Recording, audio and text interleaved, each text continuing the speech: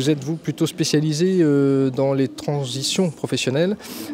Quelle est l'approche la meilleure pour vous? Est-ce que c'est un manque d'outils? Est-ce que c'est un manque d'articulation entre les outils? Est-ce que c'est au contraire une vision globale?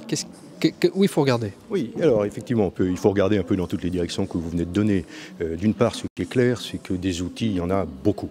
Il y en a de plus en plus. Même souvent, ils souffrent d'un problème un peu de lisibilité. Et très souvent, ces outils ne bénéficient pas du tout aux personnes prioritaires, à celles qui devraient en priorité bénéficier de ces appuis, ces dispositions, etc.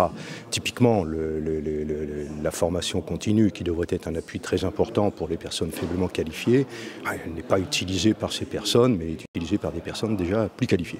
Alors, ça veut dire que derrière cela, il faut non pas plus d'outils, mais des outils simples, lisibles et surtout qui fassent système à l'intérieur d'un ensemble de garanties. Et là, on arrive à la deuxième partie de votre question, c'est-à-dire ce qui fait système ou ne fait pas système. En France, cela ne fait pas système, les choses sont désarticulées et du coup, les gens, et notamment les plus vulnérables, ils ont l'impression simplement que c'est pas pour eux ou qu'on les laissera tomber si jamais il y a un problème.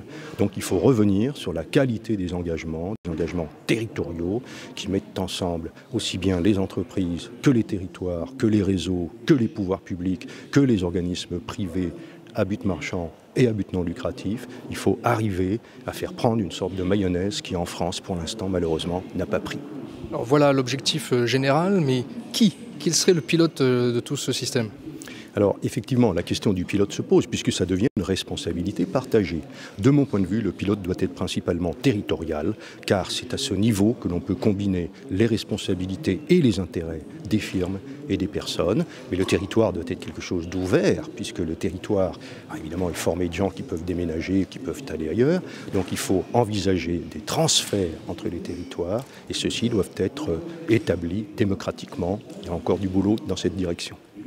Si je vous entends bien, ce sont plus des structures plutôt que des individus qui doivent prendre en charge le pilotage. Alors, je crois qu'ici, il faut affronter directement le paradoxe. Tout est fait pour individualiser les mesures. Et c'est normal, puisque chaque personne est la première intéressée à sa carrière et doit en être l'acteur.